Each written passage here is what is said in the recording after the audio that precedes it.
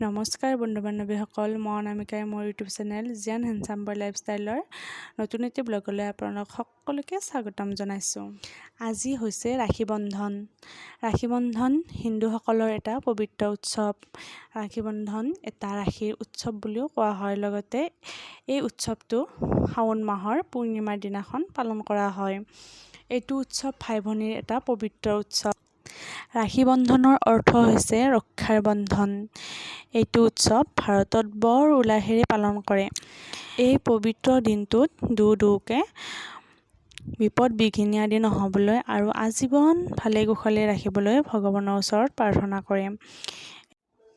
আজি এই পবিত্ৰ দিনটোত আমাৰ জিয়ান বেটাক ভনীয়েক ইপচিয়ে ৰাখী পিন্ধালে আৰু জিয়ানৰ লগতে তাই ককাইহঁতক ৰাখী পিন্ধালে।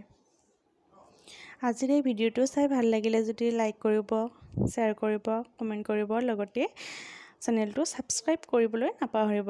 আজিলৈ আহিছোঁ তেন্তে, বাই বাই।